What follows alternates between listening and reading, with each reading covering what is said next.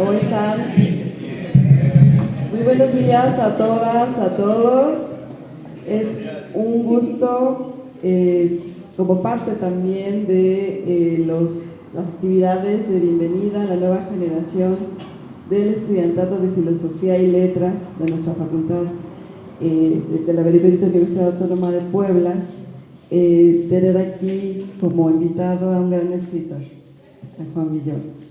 Quiero contarle a Juan que nuestra Facultad de Filosofía y Letras tiene 60 años de existencia. Justo el 5 de abril de este año acabamos de cumplir 60 años y somos una facultad de mucha tradición que tiene 5 colegios actualmente: el de Lingüística y Literatura Hispánica, el de Filosofía, el de Historia, Antropología y Procesos Educativos. Además también tenemos 3 posgrados que están ligados a todas estas áreas y aparte también otros relacionados con estudios de género, feminismo.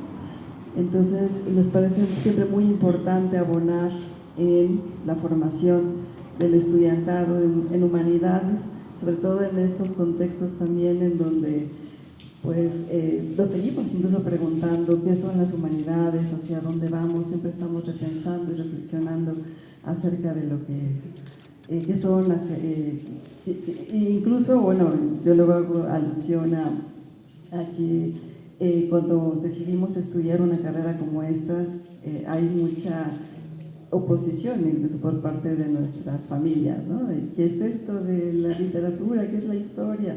La filosofía, ¿para qué sirve? ¿Qué utilidad tiene? Y nos da muchísimo gusto que ustedes jóvenes hayan optado por cursar una carrera humanística.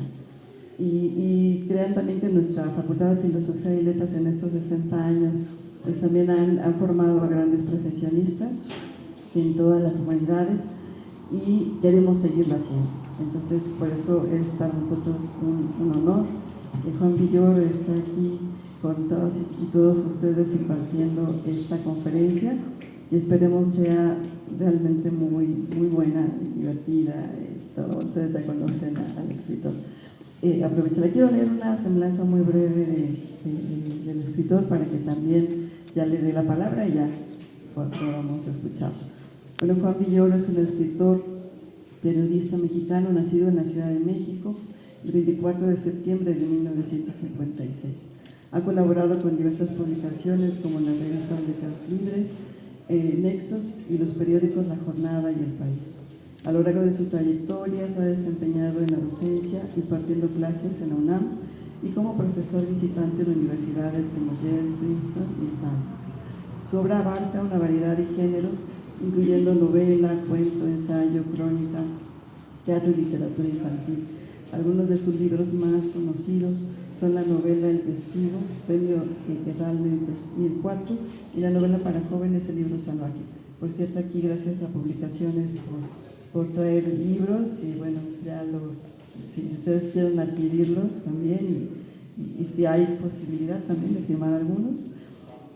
También ha sido reconocido con numerosos premios y distinciones, entre los que destacan el premio Javier Urrutia 1999, el premio Herralde 2004, el premio Iberoamericano de Narrativa Manuel Rojas 2018 y el reconocimiento a la excelencia del premio Gabo 2022 por su trayectoria periodística, y es miembro del Colegio Nacional desde 2014. Juan Villoro es un autor prolífico con una vasta obra que abarca diversos géneros. Y pues ya, sin más preámbulos, le damos nuevamente la más cordial bienvenida y disfruten mucho la conferencia. Y bueno, antes de darle la palabra, también quisiera agradecer a todas las personas que hicieron posible que Juan Villoro estuviera aquí, y pues nada, muchísimas gracias, bienvenido a Puebla. Muchas gracias.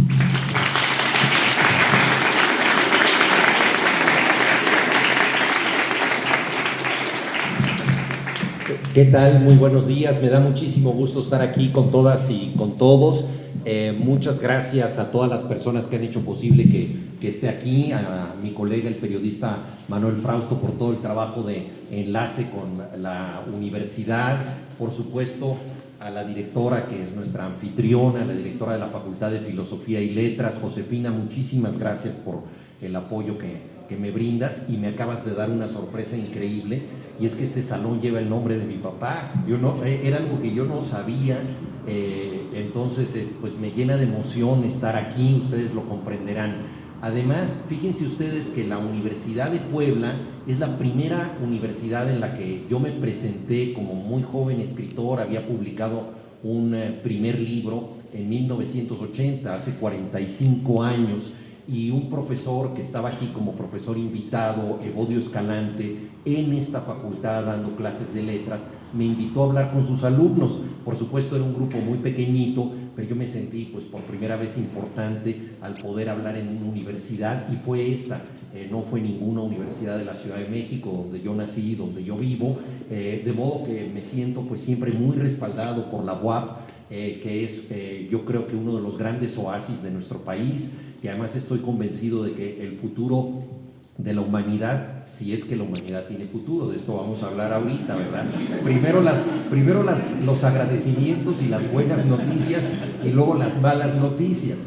Entonces, yo creo que dependerá de la educación pública, del conocimiento y de las universidades, que eso me parece que es absolutamente central. Los antropólogos, y sé que algunos de los que están aquí son de la carrera de antropología, han tenido en tiempos recientes una rama muy interesante que es la antropología del cerebro, que se relaciona, por supuesto, con las ciencias neurológicas, y lo que postula la antropología del cerebro es que el ser humano no ha podido asimilar en su propio cerebro todos los conocimientos de la especie que le han permitido sobrevivir, y ha tenido que tener un cerebro externo.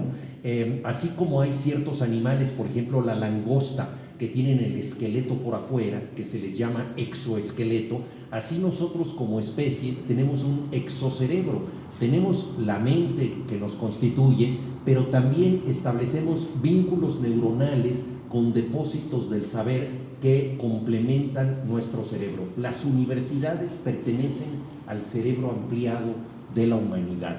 Estamos aquí en este recinto estableciendo conexiones con el saber que no podemos tener asimilado nosotros mismos, pero que es esencial para la especie, para nuestro trabajo e incluso para la supervivencia.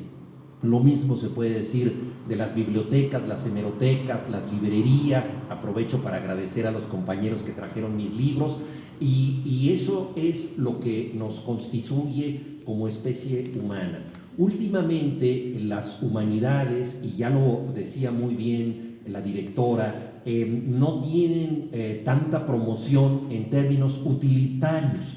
Hay incluso carreras que han desaparecido de las universidades, o materias como la materia de filosofía, que ha desaparecido de la preparatoria y de distintos planes de estudio.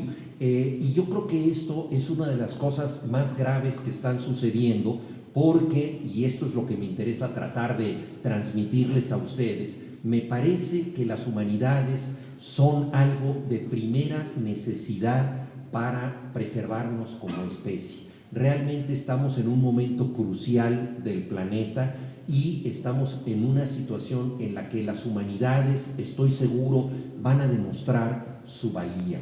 Porque ¿qué ha pasado con las ciencias? Han avanzado muchísimo, pero casi todas ellas han avanzado por separado.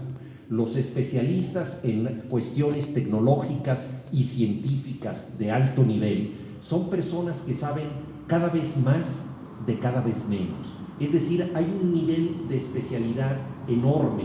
Si ustedes quieren consultar a un cardiólogo y el cardiólogo les dice, bueno, tu problema está en el corazón, pero está en el ventrículo izquierdo, vas a necesitar un stent, y hay un especialista que se dedica a ese pequeño segmento del cuerpo humano, y lo tienes que ver a él. Yo ya no puedo, te tengo que transferir a él. Las áreas del conocimiento científico están especializadas, eso es necesario, eso es útil, pero se pierden las conectivas del saber. Y las humanidades tienen como una de sus funciones poder establecer puntos de contacto entre las distintas regiones del saber, cómo le afecta a la sociedad y al ser humano todo lo que hace la sociedad. Y eso es muy importante. La ciencia tiene impactos fuertes, pero esos impactos solo pueden ser entendidos desde las humanidades. La explicación global de lo que vivimos y experimentamos está en el campo humanístico. Y esto es, a mí me parece, particularmente significativo en un momento, les decía yo, en que las distintas disciplinas se separan y se especializan. Además, las ciencias básicas, también llamadas ciencias duras, son las ciencias de lo comprobable. Yo no puedo decir las cosas suceden de esta manera en física o en química si eso no está respaldado por una base científica que diga esto está comprobado. Por lo tanto, podemos decir nosotros desde las humanidades que se trata no solamente de ciencias básicas, sino de ciencias limitadas.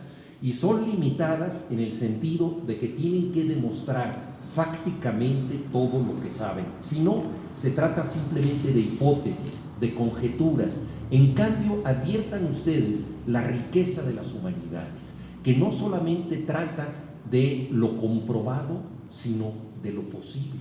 Es decir, de la conducta humana que no solamente está hecha por cosas que ya pasaron, sino por cosas que pueden suceder. La literatura, contar historias, tiene que ver con un mundo paralelo que no está aconteciendo en el mundo de los hechos, pero que cambia la vida.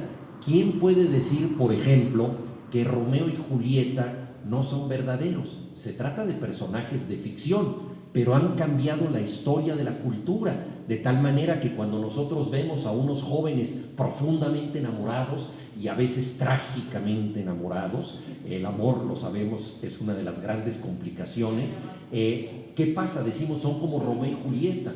Cuando vemos a un gran idealista que lucha contra toda la adversidad, decimos, es un Quijote. Podemos decir que el Quijote no es verdadero. El Quijote pertenece a nuestra realidad. No son figuras comprobables. La ciencia tiene la obligación de comprobar y verificar. El mundo de la cultura no tiene la obligación de comprobar. ¿Por qué? Porque las ficciones pertenecen a nuestra realidad, pero pertenecen a la realidad imaginaria. Y todos nosotros sabemos que nuestro mundo, como seres humanos, ocurre en distintas dimensiones. En este momento estamos en el mundo de los hechos, aquí y ahora, hablando de las humanidades. Pero nuestra mente puede recordar algo que pertenece al pasado o anhelar algo que todavía no ocurre y está en el futuro. Nosotros tenemos la capacidad de prever cosas, de ilusionarnos, de soñar, etc. De modo que la dimensión humana completa es la dimensión de lo realizable y de lo posible para el ser humano. Entonces, dentro de este territorio de lo posible está, por supuesto, el mundo de las humanidades. Volvamos al campo de la antropología o de la arqueología.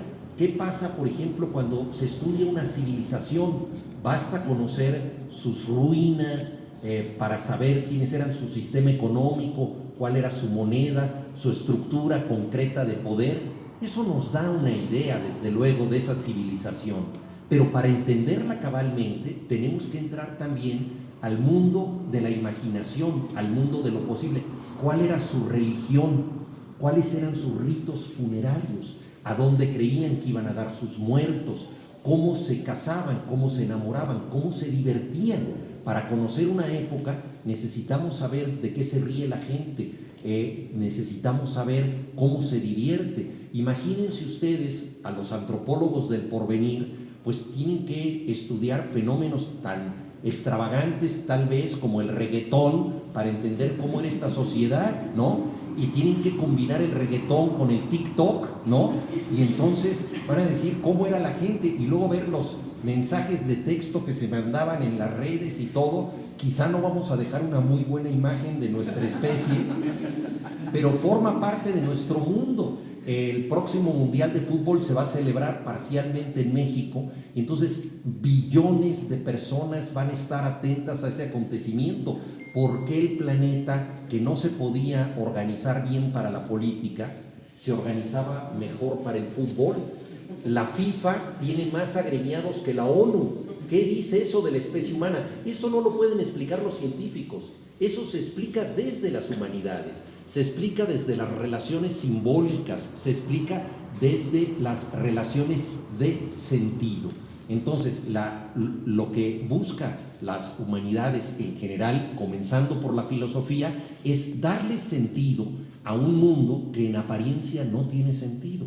¿Por qué el ser humano de pronto se comporta de una manera? ¿En qué cree este ser humano?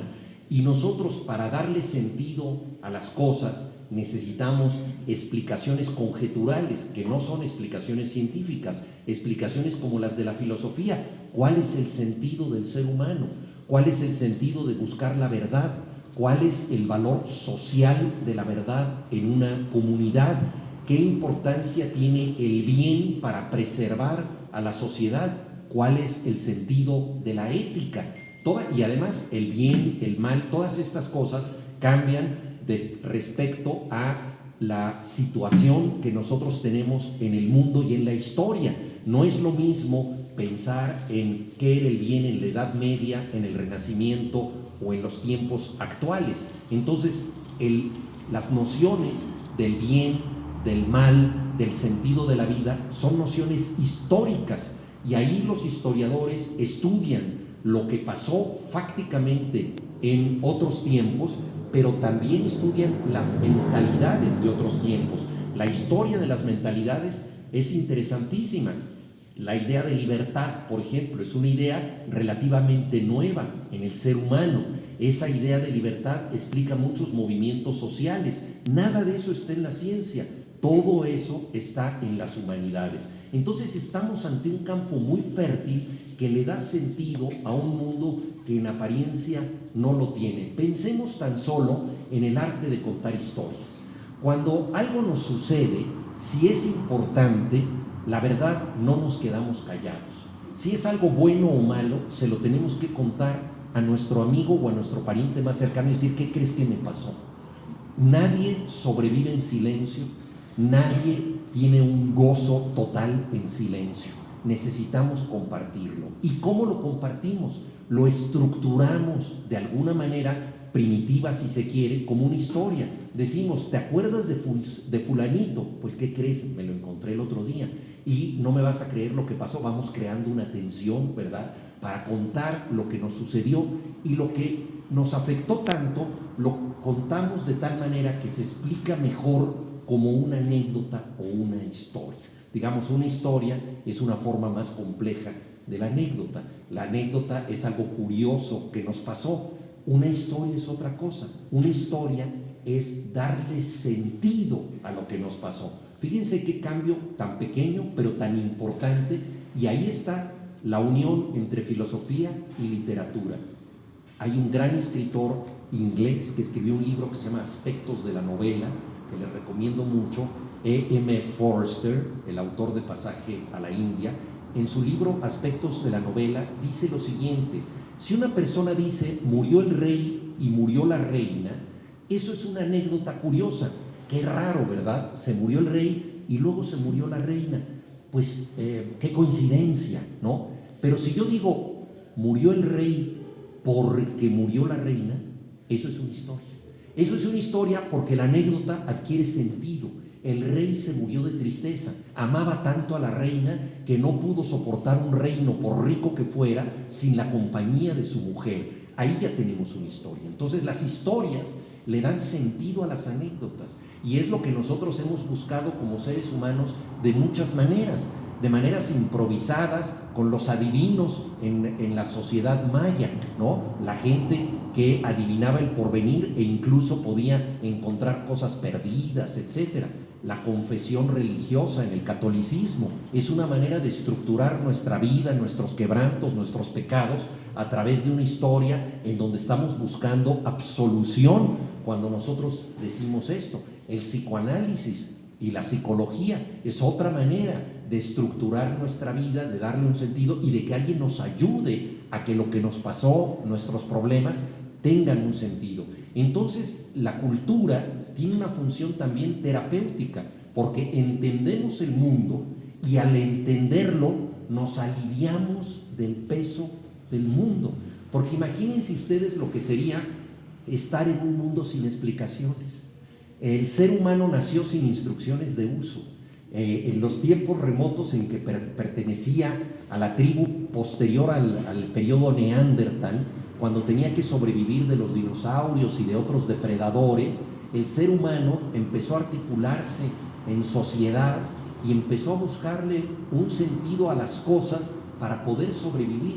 Darle sentido al mundo es un acto de supervivencia, porque nosotros nos damos cuenta de que las cosas pueden ocurrir por algo y puede tener sentido hacer algo. Entonces, el mundo, como les digo, es por definición imperfecto. La realidad nos queda a deber. Siempre habrá problemas que no merecemos, ¿no? Pero podemos nosotros tener una vida más satisfactoria si articulamos todo lo que nos sucede a través del pensamiento, de la explicación, de las historias y del entendimiento. Y eso es lo que brindan las humanidades, lo cual me parece particularmente importante en el tiempo actual por lo siguiente. Estamos nosotros en un momento nunca vivido en la historia de la humanidad, y ustedes que están empezando a estudiar tienen una responsabilidad mayúscula que, me atrevo a decir, es la responsabilidad de ayudar a que se salve la especie humana. Con cierta arrogancia decimos, hay que salvar al planeta. La verdad es que el planeta se puede salvar solo. El planeta puede sobrevivir y podrá haber especies, microbios, cucarachas que sobrevivan a radiaciones nucleares y que sigan adelante, y podrá haber una nueva especie, etcétera. Pero la especie humana está en entredicho. De acuerdo con la ONU, si de aquí al año 2040 no cambian las situaciones ecológicas del planeta, va a ser muy difícil que sigamos viviendo como lo hemos hecho ahora, por los niveles de contaminación que tenemos, por el cambio climático que vemos que está inundando todo, que está desertificando partes del planeta, etcétera. Entonces es un momento de quiebre, pero sobre todo estamos en un momento en que pertenecemos a la primera generación que de pronto entra en una página web y aparece una casilla que tenemos que tachar que dice: no soy un robot. Por primera vez en la historia, el ser humano tiene que acreditarse como tal, y la paradoja es que quien nos reconoce como todavía humanos es un robot. O sea, es una máquina que dice: perfecto, adelante, sí,